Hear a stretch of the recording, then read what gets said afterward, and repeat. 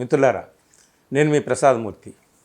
America అధ్యక్షుడు Donald Trump ఏం చేస్తున్నాడో ఏంటో ఆయనకి అర్థమవుతుందో లేదో కానీ ప్రపంచానికైతే అర్థం కావడం లేదండి. అందరూ జుట్టు పీక్కుంటున్నారు. ఏంట్రా బాబు వీడు రోజుకు ఒక్కొక్క మాట మాట్లాడుతున్నాడు, తెల్లారులేస్తే ఏం మాట్లాడతాడు ఏమిటి అనేది అందరికీ కూడా అర్థం కాని విషయం. ఒక పెద్ద పజిల్ అయిపోయింది. మొత్తం వరల్డ్కే ఒక పజిల్. ఆ పజిల్ పేరు డొనాల్డ్ ట్రంప్.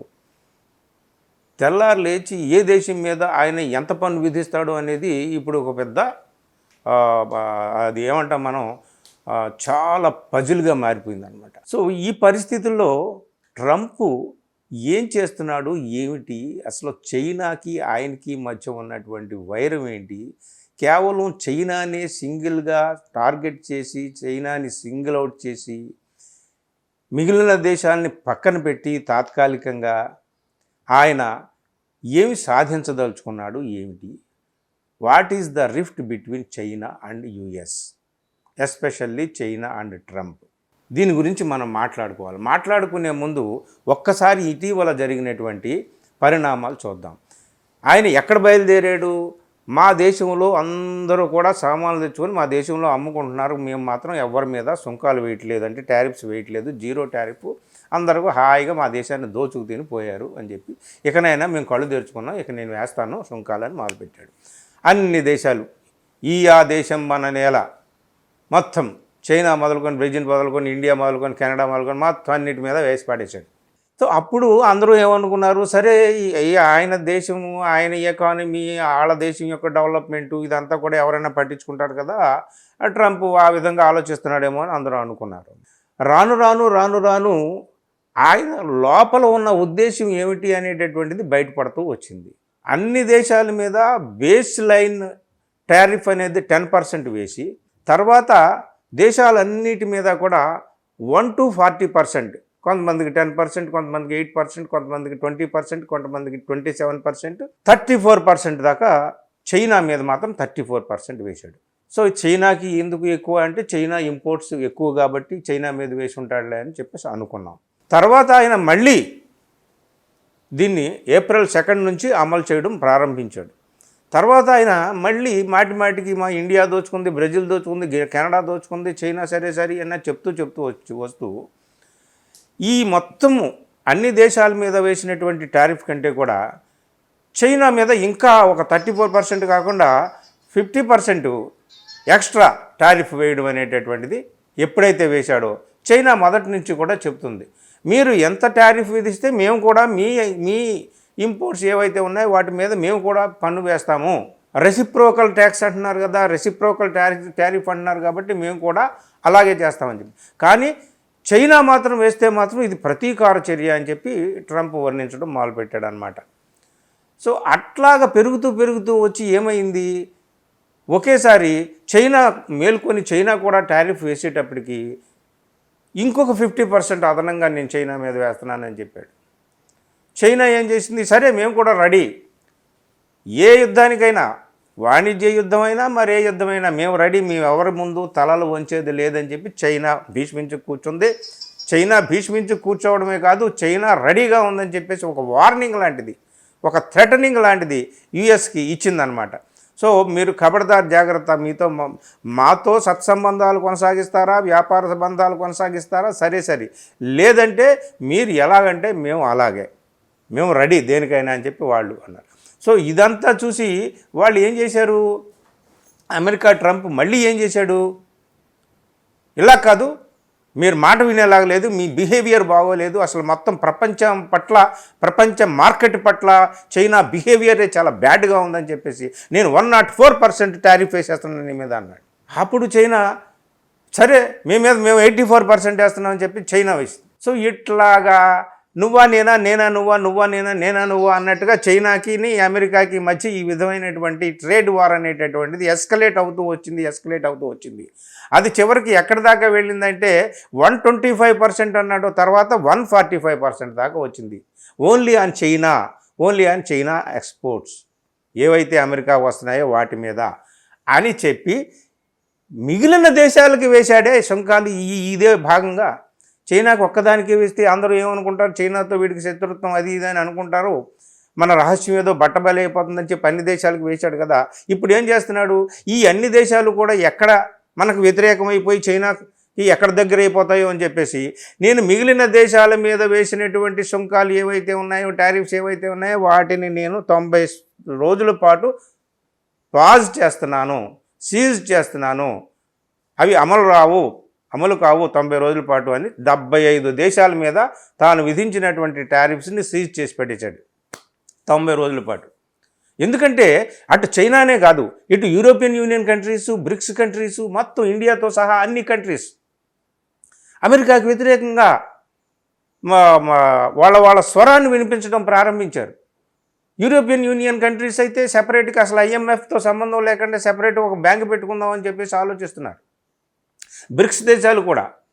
సో IMFలో లీడ్ పాత్ర పోషించేటటువంటి అమెరికాను కూడా పక్కన పెట్టి అసలు డాలర్ డామినేషన్ ఏమిటి అనేటటువంటి దాన్ని పక్కన పెట్టి, డాలర్నే పక్కన పెట్టి ఇక రూబుల్, యువాన్, రూపీ ఇట్లాగా వివిధ దేశాల కరెన్సీకి ఎక్కువ ప్రాముఖ్యత వచ్చేలాగా తీసుకోవాలని చెప్పేసి ఈ ట్రంప్ ప్రారంభించినటువంటి వరల్డ్ ట్రేడ్ వార్ ఏదైతే ఉందో అది ఆయన మీదకే వచ్చేటట్టుగా చేసి మిగతా దేశాలన్నీ కూడా ట్రంప్కి వ్యతిరేకంగా ముఠాకట్టేటటువంటి పరిస్థితి చూసి ట్రంప్ జాగ్రత్త పడి లేదు మిమ్మల్ని నేను ఏమీ టచ్ చేయట్లేదు, అందరూ వచ్చేసి నా దగ్గర పడిపోయారు, నా కాళ్ళ మీద పడిపోయారు, మమ్మల్ని ఏదో రకంగా ఆదుకోండి అది ఇది బాబు అని అంటున్నారు, అందుకని చెప్పేసి మిమ్మల్ని నేను ఆదుకుంటున్నాను, మీ జోలికి నేను రాను, 90 రోజుల పాటు మీ మీద నేను ఏ విధమైన సుంకాలు విధించను, కానీ చైనాను మాత్రం వదిలేదు. ఖబర్దార్, 104%, 125%, 145% ఇక్కడ దాకా వెళ్ళాడు.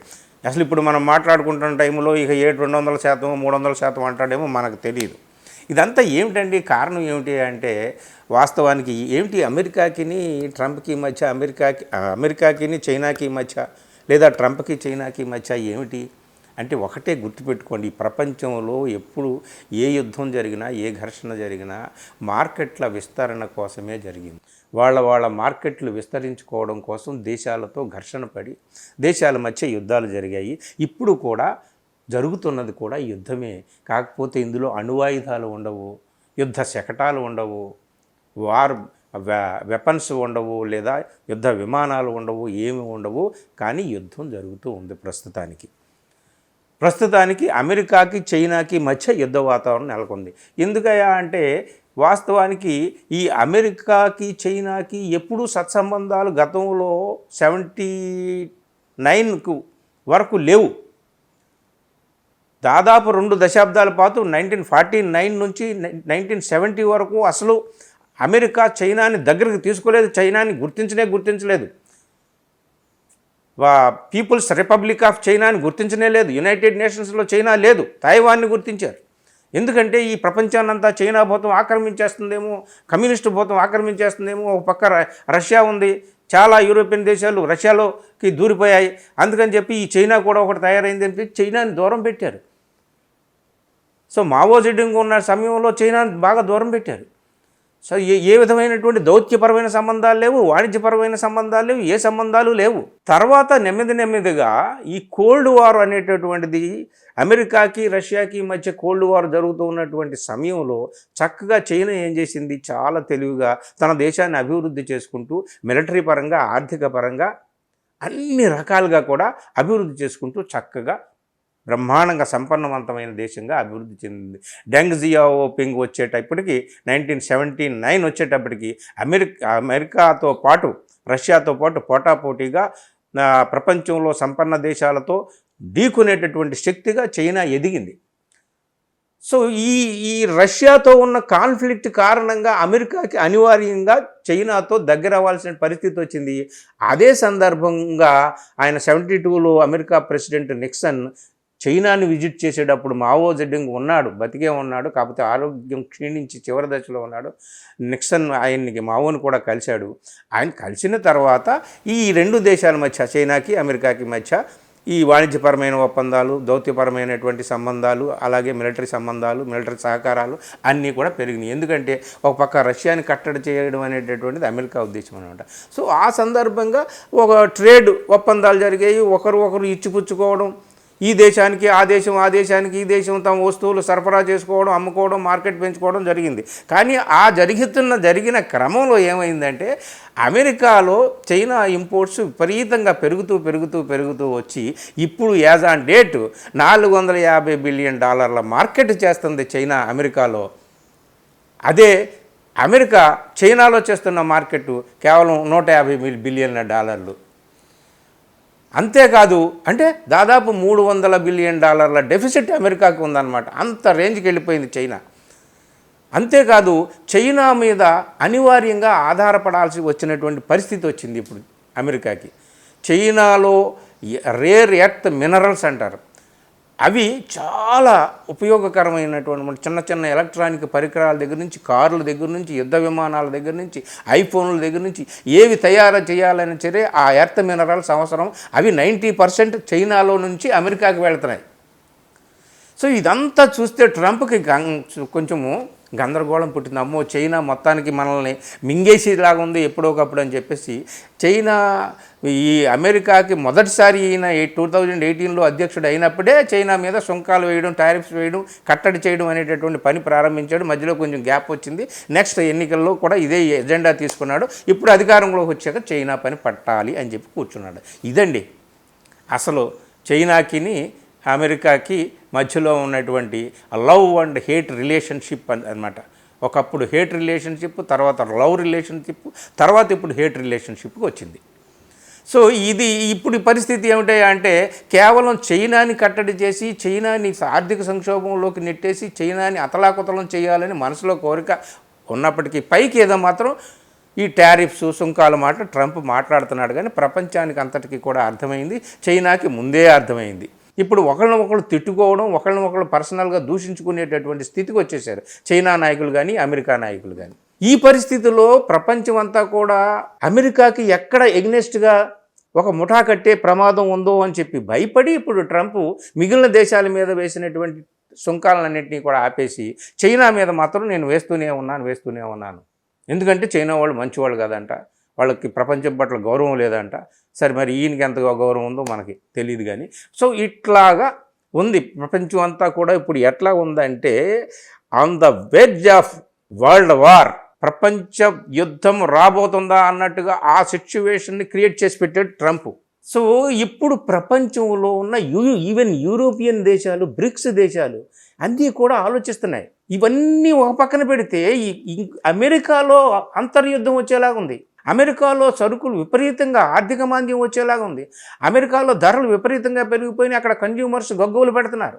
ఒక పక్కన చైనా ఇంపోర్ట్స్ కానీ, కెనడా ఇంపోర్ట్స్ కానీ, బ్రెజిల్ ఇంపోర్ట్స్ కానీ, ఇండియన్ ఇంపోర్ట్స్ కానీ ఇవన్నీ కూడా ఆగిపోయినాయి అనుకోండి. ఇక అమెరికా ఏమీ లేదు. దాదాపు $25 ట్రిలియన్ ఎకానమీ ఉన్నటువంటి అగ్రరాజ్యం అమెరికా ఏమైపోద్ది? సో అది ఇప్పుడు అమెరికా ప్రజలందరికీ భయం పట్టుకుంది. ట్రంప్ పరిస్థితే అయోమయంలో ఉంది. కాకపోతే ఏమవుతుందో తెలియదు. కానీ ట్రంప్ కొంచెం జాగ్రత్త పడి మిగిలిన దేశాలన్నింటినీ కూడా మంచి చేసుకోవడానికి, వాళ్ళు ఏదో నా కాళ్ళ మీద పడ్డారు కాబట్టి వాళ్ళకి నేను హామీ ఇచ్చానని చెప్తున్నాడు. కానీ వాళ్ళ కాళ్ళ మీద వాళ్ళు వచ్చి ఈయన కాళ్ళ మీద పడలా. ఇప్పుడు ఈయనే వెళ్ళి ట్రంప్ వెళ్ళి ఆ రష్యా కాళ్ళ మీదో, బ్రెజిల్ కాళ్ళ మీదో, బ్రిటన్ కాళ్ళ మీదో, ఇండియా కాళ్ళ మీదో పడే పరిస్థితి వచ్చింది. ఎందుకు? చైనా అక్కడ భూతంలా ఉంది కాబట్టి. చైనా వాడు నువ్వు మమ్మల్ని ఏమీ చేయలేవు, ఏం పీకలేవు, మమ్మల్ని తగ్గేదే లేదు, నువ్వు 150 కాదు 250 వేసుకో, మేము కూడా అంతా వేస్తాం నీ మీద అన్నారు. చివరికి ఇది ఏ స్థాయికి వెళ్తుంది? యుద్ధానికి దారితీస్తుందా? ఈ రెండు దేశాల మధ్య యుద్ధ వాతావరణమే వస్తే ఏ దేశం ఎటువైపు నిలబడుతుంది? ఏమిటి రష్యా పరిస్థితి ఏంటి? యూరోపియన్ యూనియన్ దేశాల పరిస్థితి ఏంటి?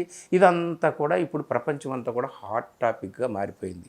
పెద్ద చర్చనీయాంశం అయిపోయింది. తెల్లారులేస్తే ట్రంప్ ఏం ప్రకటిస్తాడా అని చెప్పి అందరూ కూడా ఫస్ట్ వార్త అదే చూస్తున్నారు. ఇమీడియట్గా అందరూ కూడా లేచిన వెంటనే ఫోన్ పట్టుకొని వాట్ టుడే ట్రంప్ సెడ్ అని కొట్టి చూస్తున్నారనమాట. ఇది పరిస్థితి. నాయనలారా, ఏం జరుగుతుందో, ఈ ట్రంప్ మొదలు ఏముందో ఏమో ప్రపంచానికి తెలియదు. కానీ ప్రపంచం ఏమవుతుందా ఏమిటా అని మాత్రం ప్రపంచంలో ఉన్న మేధావులు, సాధారణ ప్రజలు కూడా ఆందోళన చెందుతున్నారు. ఏది ఏమైనా చైనా మాత్రం తగ్గేదే లేదంటున్నారు. ఈ రెండు దేశాల మధ్య ఈ యుద్ధ వాతావరణం చివరికి ఏ స్థితికి వెళ్తుందో ఏమిటో మనం ఇప్పుడు ఊహించి చెప్పలేము. కాలమే చెప్పాలి. Thank you.